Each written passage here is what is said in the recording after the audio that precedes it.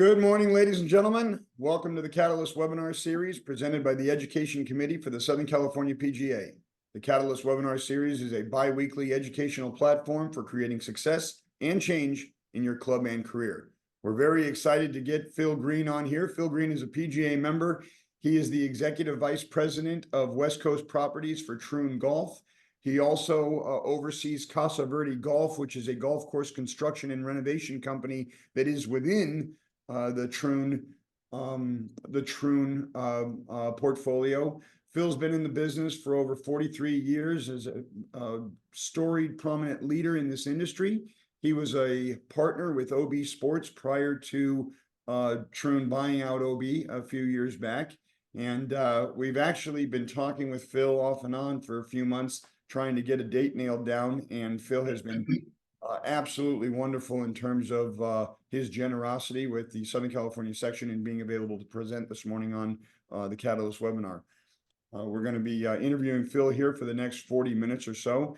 He is a proven leader in this industry, and we have been chomping at the bit to hear his insight on the golf business these days, and also his position now with Troon Golf. Good morning, Phil. Thank you very much for being here this morning with us. Hey, John, thanks for having me. It's a pleasure. Of course, of course. Before we get into the heavy lifting, why don't we start with just a little background on yourself, if you want to talk to us, answer a few questions about your background in golf, how you got started, and what got you to where you are today. Well, my start in the business was like probably many of the people that are on this call, maybe, or many of the people that I know, started in the bag room, schlepping clubs, picking up driving range balls, and kind of worked my way up from there into a golf shop, and eventually became a club pro here in Arizona at a place called Gold Canyon. Was there for 8 years, and then had the opportunity to join OB Sports in Las Vegas. As my first general manager position was at Angel Park, one of the most vibrant golf operations in the country at that time. 200,000 rounds of golf annually, 36-hole championship golf courses. We had a night lit par 3, 18-hole night lit natural turf putting course. It was an incredible place. So I learned a lot in my first general manager position there at Angel Park. Eventually, OB Sports grew to the point where I became a regional vice president with responsibilities for 2 of our owned assets, Angel Park and Legacy, and then 9 managed properties throughout, mostly in the western states. 2000, our investors that had invested in the 6 properties that we owned outright decided to cash out, and we convinced Orrin Vincent, the founder of OB Sports, to kind of deal with the investors to keep the brand OB Sports and move to Scottsdale and focus on third-party management, which we did. That time, Scottsdale was kind of the Hollywood of management companies. There was Troon Golf, there was Interwest, Western Golf, John Jacobs Golf, Granite Golf. So literally, it was like walking down the Main Street to the different management companies for prospective clients. So it was the right place to be to focus on third-party management. And so we grew the company from an office of 3 offices, a conference room, a storage room, and a $500 copy machine that we got at Office Max. And we were able to keep 5 of the 9 contracts that came with OB Sports after the sale of the courses. And we grew that to a portfolio of 65 clubs in 17 states from 2001 through 2019, at which time Troon approached us for the 3rd time for acquisition. And the deal was right at that point in time, and that's how we got to where we are with Troon. So kind of an obvious question, but can you talk about the philosophy and the motivation behind wanting to go into a management contract structure with most of your properties? Yeah, there's much less risk than owning facilities to be a third-party manager. There plenty of opportunities in that business at the time. We basically copied the model that Troon had adopted, which was third-party management and no ownership. They did have ownership in Troon North and still do today, but that was the sole owned asset that they had. So we basically thought that was a very productive model with very low risk. It wasn't without its struggles in the beginning. It was very scary, in the first 2 or 3 years until we got kind of to a certain number we felt was sustainable and that we could feel comfortable getting a paycheck every couple of weeks. But that was it. We saw that Troon was having great success in that space, and a few others were as well, Kemper and some of the others. And made sense for us to kind of follow that path. So what is your current role now with Troon, and how is the dynamic with the Casa Verde renovation and construction firm that's within Troon? Yes, Troon is kind of segmented into 4 different areas. We have our owned assets, which we call the owned and leased asset group. And we have one gentleman, Alex Elmore, that runs that division. We have the Troon Privé division for golf, and that's all the private clubs. We have Rob Demore that runs that division. Myself and Matt Hurley separate the daily fee and resort clubs across the country, which there are about 400 of. I have all the ones west of the Mississippi, which is just under 200 clubs. And Matt has all the ones east of the Mississippi. So I currently am the executive vice president responsible for the Western Hemisphere. I have 9 or 10 regional vice presidents that I work with to accomplish that.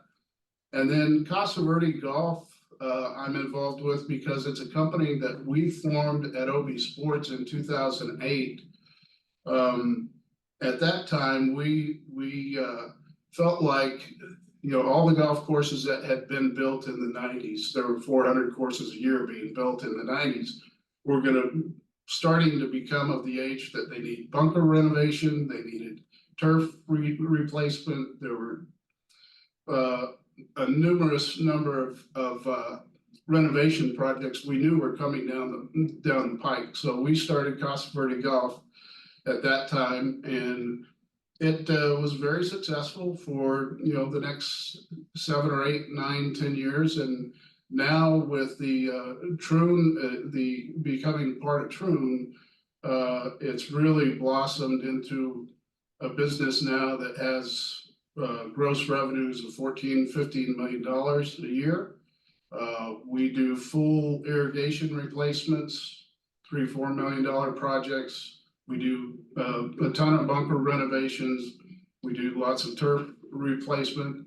So it's a thriving construction business. It competes with Wadsworth and Landscapes and Heritage and some of the bigger players. So we have a lot of ambition to grow that business, and I have the responsibility to drive that bus at the moment. And it's, for me, a lot of fun, because it's a company that we started inside of OB Sports.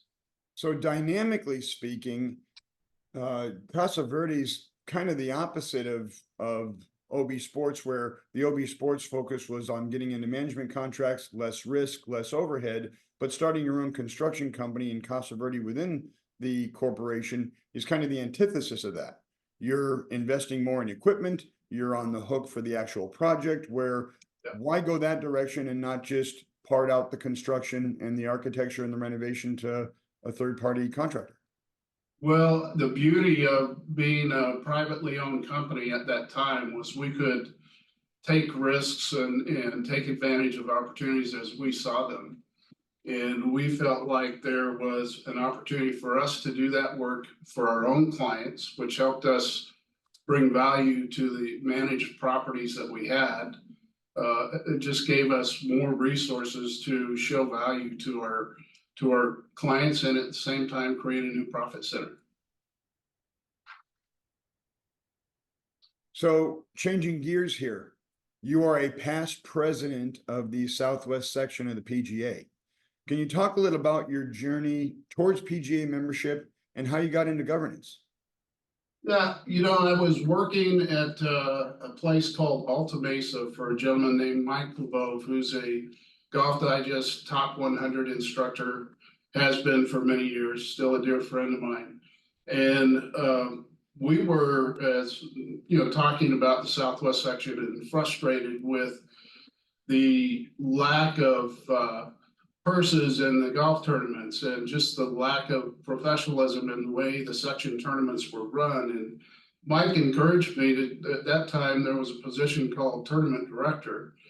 Mike encouraged me to run for that office of the section and, try to make some meaningful change to the tournament agenda, which I did. And eventually, ran through the chairs of secretary, vice president, and president, and it was a great experience. We did a lot of good things with not only tournaments. We raised the level of the Arizona Open for sure, and took that event to Desert Mountain for 5 years and raised the purse significantly. We created what was called the Southwest Golf Pass, which the time there was a program called the Samaritan Tour Pass that was really damaging the courses in the summertime, dictating cart fees of $15 a round, and courses were kind of forced into it because it was the only game in town in the off season. So we kind of took that over, created the Southwest section Golf Pass, put that out of business, and was able to create a program where courses could get more revenue per round in the off season. So that was really rewarding to help create that and be part of that through my involvement with the section. And we focused on finances. That Golf Pass created a tremendous amount of finances for the section to eventually buy their own building, create better education programs, better tournaments, and so yeah, it was worth the time put in for sure. So prior to that, the tournament director position, it's been an elected position all along, or you have staff now? It used to be an elected position, volunteer position, that headed up the tournament committee. We now have paid staff that runs all the tournaments. Yes.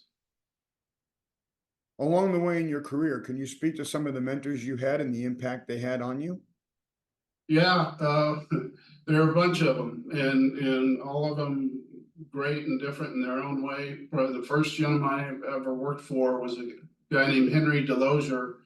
He's been very successful in the golf business with Global Golf Advisors, but he was running Orange Tree Golf Club at the time, had just worked for Roger Maxwell at the Camelback Resort. And Henry would accept nothing less than perfection every day. We showed up with our shoes shined, our slacks pressed, our shirts pressed, and there were at that time no facial hair. You were groomed perfectly, and just the level of service that was provided by that team, it was incredible, best in probably the country. And some of the lessons and the disciplines that I learned from Henry are still, part of my DNA today. Warren Vincent, founder of OB Sports, one of the most visionary, gentlemen in the business, was a tour player, was a developer, was great with teaching skills. He taught some of Odie Vincent and his sons players at UCLA and University of Washington, was a great instructor till forever throughout his career. So Warren was certainly one of those. Dana Garmany, who's a dear friend that I met when he first moved from Alabama to Arizona to start Troon in the early 90s. I used to call Dana and pick his brain and visit Troon North's clubhouse to get ideas of what they were doing and just kind of observe what was going on, which has been a big part of my career, is just learning from others. And, there really golf is in many ways a copycat industry. You know, we learn from others. We kind of follow what's successful, and you know, along the way, add our own creative twist to things. But those are probably the three that have influenced me the most. Roger Maxwell, I'd point out, is you know, probably the best merchandiser this industry has ever seen, and probably will ever see. He started the In Celebration of Golf following his Camelback tenure, which had at one time 15 airport stores, a you know, flagship store at the Venetian in Las Vegas, 2 stories with an escalator, just incredible. And Roger, when my first interview to become an assistant golf professional was at Camelback when Roger was there, and I tease him to this day. In the interview, what was his role there? Director of golf. And in the interview, short 15-minute interview, he said, you know, Phil, he said, you don't have the personality for golf. You ought to find something else to do. And so that kind of inspired me to show him wrong, and drove me to, you know, prove that I could do it. So I tease Roger to this day that he's responsible for whatever I've done in golf. So going from being a proprietor or a partner with OB Sports and selling to Troon and becoming an employee of Troon, how was that transition for you, and somewhat giving up that ownership? You know, it's definitely a different animal for sure. I mean, this is a large organization with 35,000 associates worldwide, over 850 locations in 47 states domestically, 35 countries internationally. You know, we've accumulated many related companies: Real Food, Caddy Master, Cliff Drysdale Tennis, Club Up, just to name a few. And we're in the acquisition mode as well to continue to grow the company, which provides tremendous benefits to our clients. So it's different in the governance of the business, in that with OB Sports, Oren and CA and myself could make a decision in 60 seconds, where, you know, with a larger organization, it's not that easy. So definitely have lost some of the ability to do things more freely, but at the same time, been a great learning experience to be part of a larger organization and, you know, learn how to navigate in a different way. So it's, but you know, it's still, even this point in my career, 43 plus years in the business, I still enjoy coming to work every day and trying to find ways that we can be better as a company, ways that I can contribute in whatever way that might be, helping our associates be better, helping our clients be more successful. It's just a passion for me to do this. That's a good segue into our next question. It's really no secret that you're a huge proponent, you're instrumental with the use of technology in business, kind of a pioneer on that front. Where do you see that going over the next 5 to 10 years? And how do you see it being useful to us more than it is right now? Well, who knows? With the world of AI coming and you know, revenue management's a big thing, and that's what has driven me to be kind of really interested in technology, is revenue management. Because Oren had a saying early on, greens fees are king. Without greens fees, you don't have a business at a golf course. So, you know, my focus has always been, a great deal of it has been on how do we grow revenue on the top line and make sure that we're paying attention to greens fees and getting revenue in the door on that side.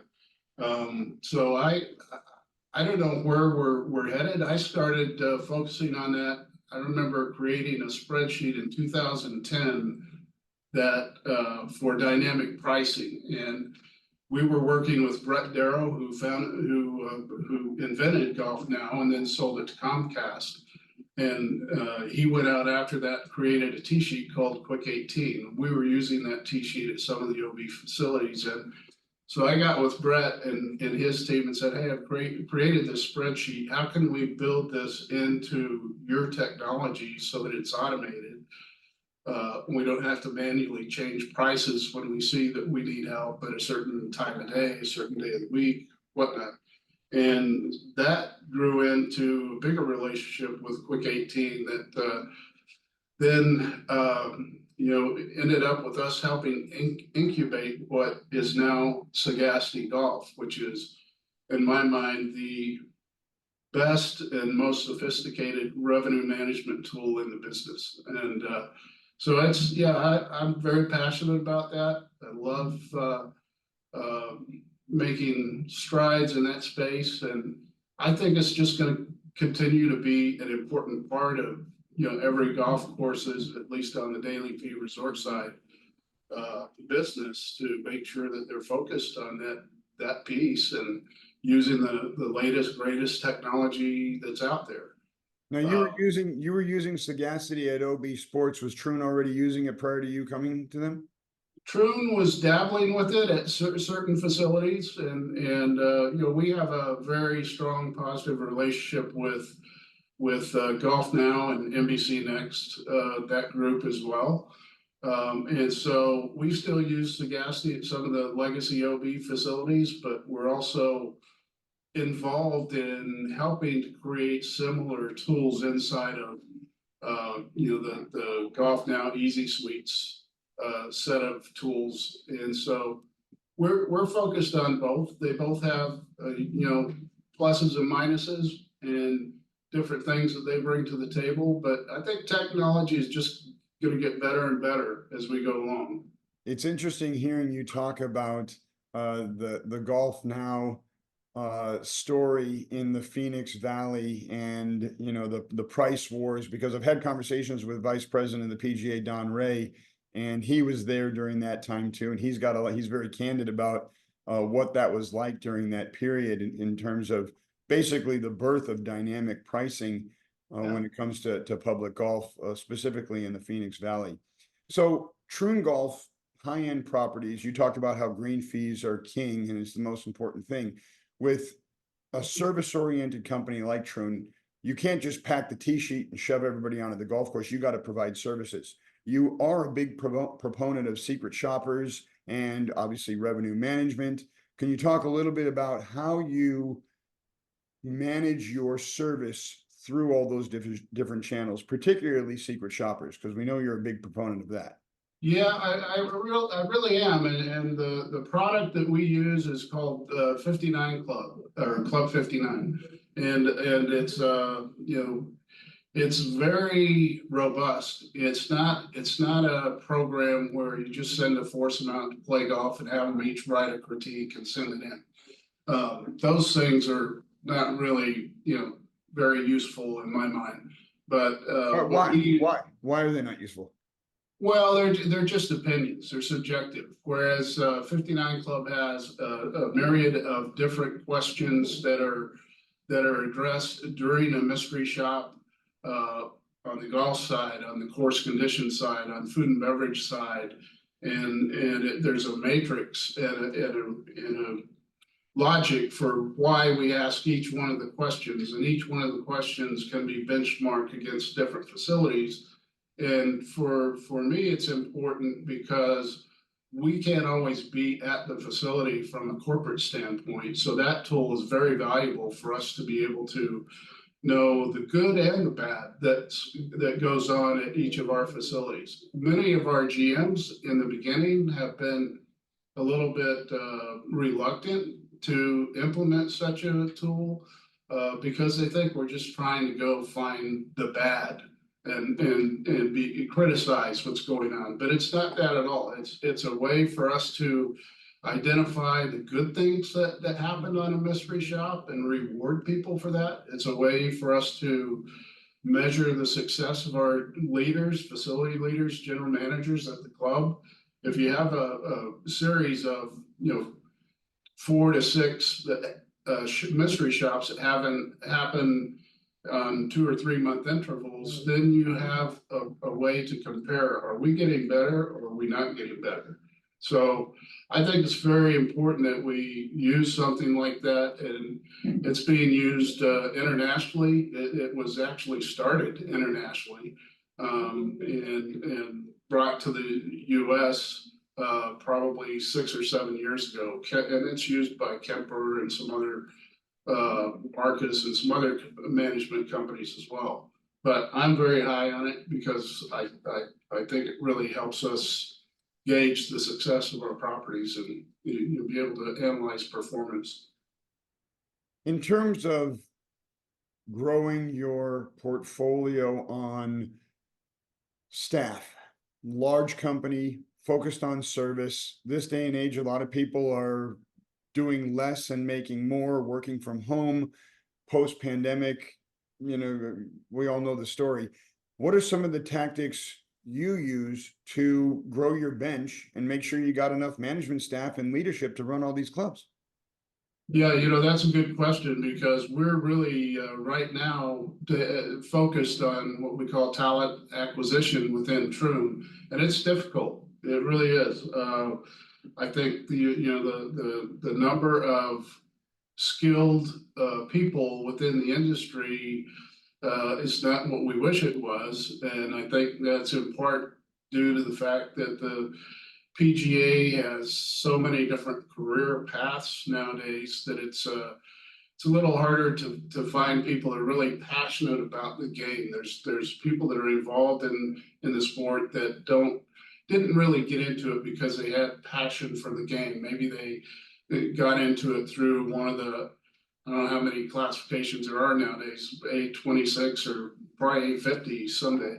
But, and that's not being critical to those people that fit in some of those categories. We have a lot of good people, but it's a challenge to find good people, and we're now really adding to our talent acquisition team here corporately. We've added what we call 4 or 5 recruiters in the last 2 years that do nothing but try to find talent out in the industry. We're seriously consider. When you say try to find talent, you mean within the organization, or are you talking about outside the organization? Both identifying. We have a leadership program internally that helps us develop people in the organization and give them a career path to go from being a golf professional or food and beverage manager to director of golf, general manager. So we have a leadership program internally that we're focused on helping grow people internally, and then we're focused on adding recruiters just to find and have people on the bench when opportunities arise. And that's a big deal. So if you knew what you know now 42 years ago, what are 2 things you would have done differently? Not too much. I've been blessed to be around very successful people, and had some luck along the way, and being in the right place at the right time. I would say, in thinking about that, the one thing that I would have focused on more over that time period is just keeping my golf game to the skills of my craft better. I spent many years playing very little golf, and I don't have the talent of an Eric Lohman, where it doesn't matter, he just has it. So my skills eroded quite a bit over the last 15-20 years. 3 or 4 years ago, I started focusing on that, and I'm slowly but surely making some progress, working with Mike LeBeau, and working with some fitness trainers that are focused on golf skills, and making a little bit of progress. But I wish I wouldn't have let my game deteriorate like I did. I think it's also important because it keeps your it rejuvenates your passion for the game if you're actively playing and you're out there on the golf course, because that's what this is a game, and we need to embrace that. So that's the one thing I wish I had done more, is just play more golf along the way. I thought you were speaking to me for a second there when you talked about not letting your game deteriorate over the last 15 Yeah. years, but I never had a game, so I don't have to worry about that. What advice do you have for director of golf and head golf professionals and general managers who are trying to create a good team culture and focus on service and keeping good partners together? What advice do you have for us? Yeah, I think you learn from others. I think I said that earlier, but I think you need to try to build associations with successful people. If you see someone that's had a lot of success, try to find out what they did and try to observe what they're doing that makes them successful, and put in the time.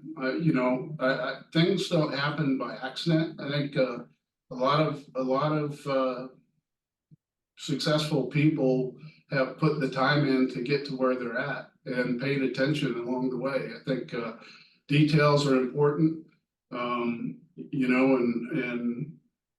culture is a big part of it. Staying positive and making those around you better, and being positive with those that are around you to help them. Eric Lohman, I will give a shout out to Eric right now, because he's without argument one of the most successful, most talented general managers in the Trim network, and the success that he's had since I first met him as a sales associate at Cimarron Golf Club in the Palm Springs area in 1999, to where he is today, is just incredible. And he's one of the most positive, creative, energetic, people that we have in our network. And the success of Monarch Beach it's a good golf course. It's got one hole on the ocean.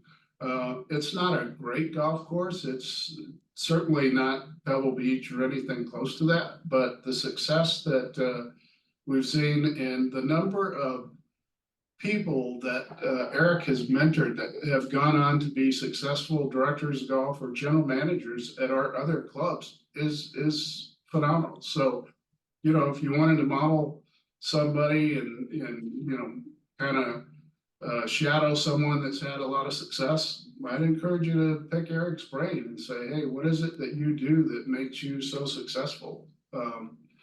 I early on in my career, I would call up some of the better, I was trying to learn how to teach golf. I would call some of the better instructors and say, hey, can I watch you teach a lesson, and just go watch them teach for half a day. And, that helped me to be a decent instructor when I was a club pro. I would never consider myself a low handicap teacher, which I think there are very few of those. But, I think you just learn from others. And, I built relationships with other directors of golf that we would talk frequently about what's working for them, what's not working for them, exchanging ideas. I think just be involved. I mean, don't be afraid to get involved with the section. Be on a committee, learn to network with other people. And I just think that helps you with your career. I took my one of my last questions was, obviously we know Eric as the section president. He's been involved in governance in our section for 25 years, but of course, none of us know what he's like as a direct report. And I think he's been a direct report to you for 15 years. At least, yeah. I shouldn't say at least. Yes, since he's been at Monarch, he actually reports more directly to Mike Connor, who is one of my vice presidents here corporately. But early on at Monarch, this was before OB was sold to Trim. So yes, I was heavily involved in that transition. And funny that OB took over from Trim Golf at the time, and now we're back to Trim. So, and Eric's been great. Eric is he's one of those guys that He's not afraid of change. He's not afraid when a new initiative comes along to figure out, okay, how are we going to use this to our benefit and make it work for our club? You know, there are some general managers when there's a change, there's a new process that have a tough time embracing it, but not Eric. He's very good at that.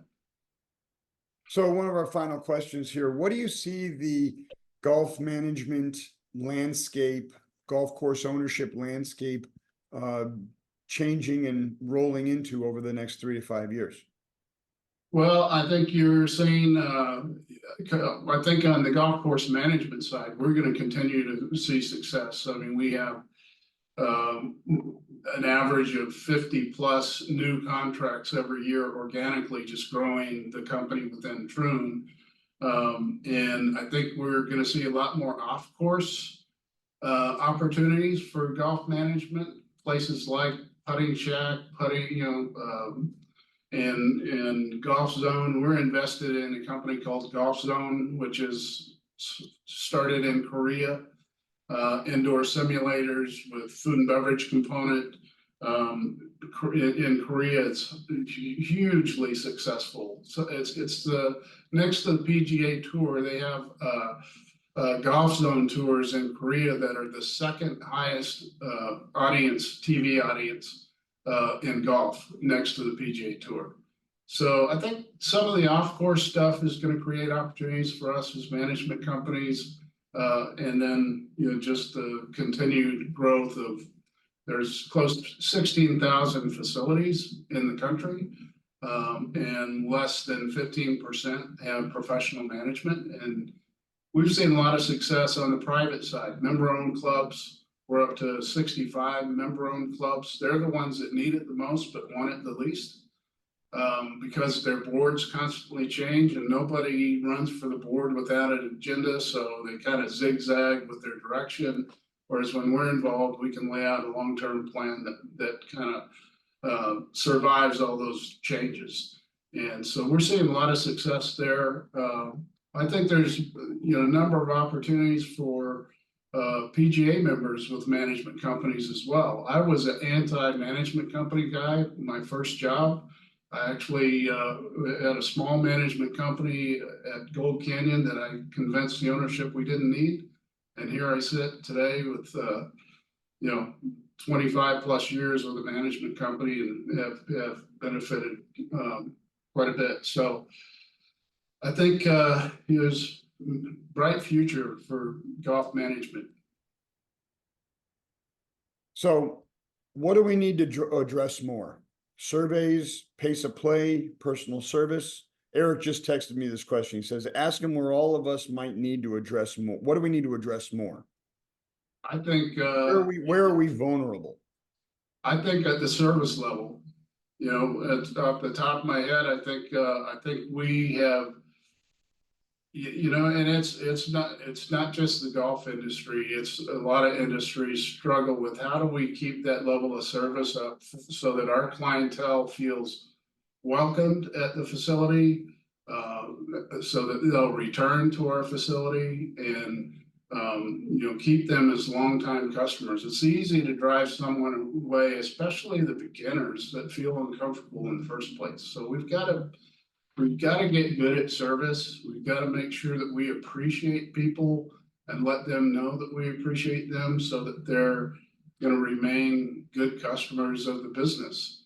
I think that, you know, surveys, some of those things, yeah, they're important. We need to know what our customers are thinking so that we know where we need to focus effort, and it's all important.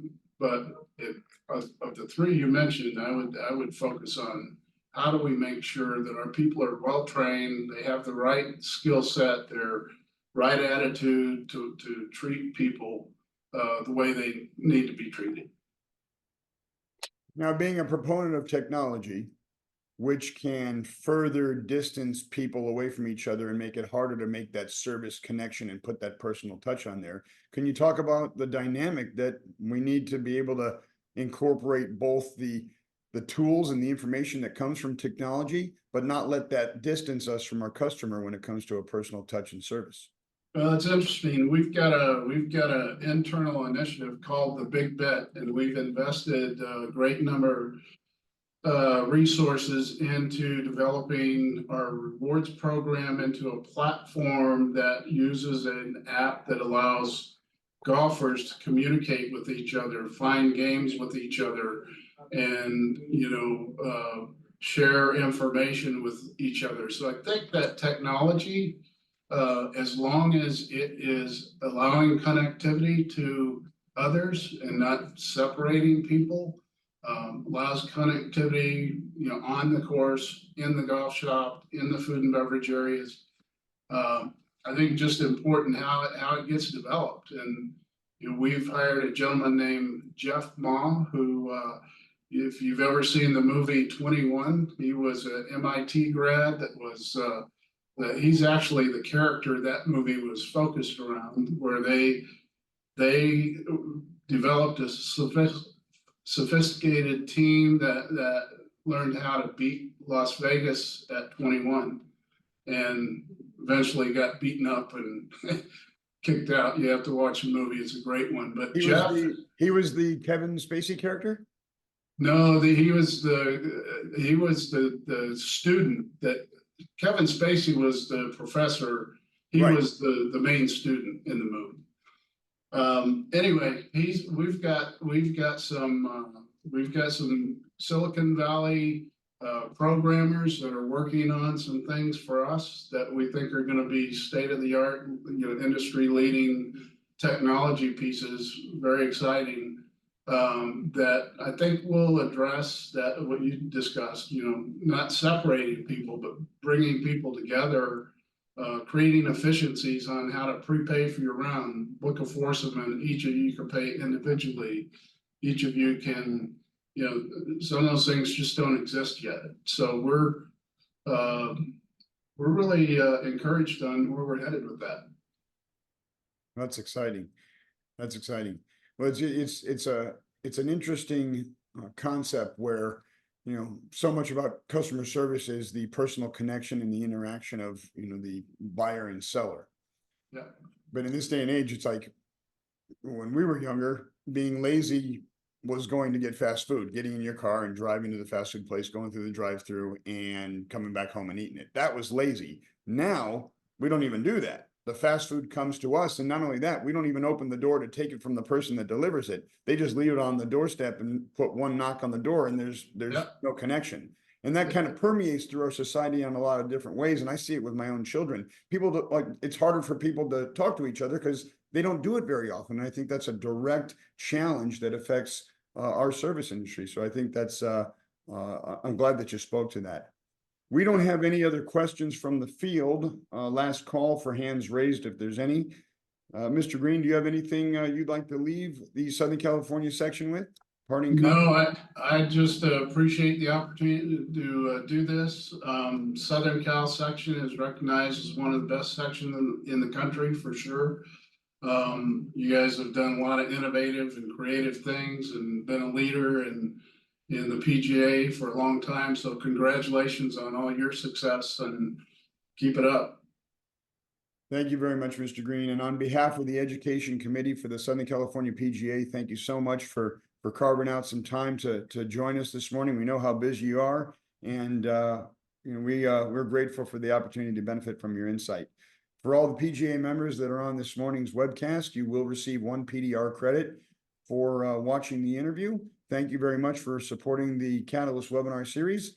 And thank you, Mr. Green. Have a great, and thank you, President Lohman, for the connection with Mr. Green as well. We're grateful for the recruitment. Thank you, everybody. Have a great day, Mr. Green. Take care, everybody. You as well. Thank you.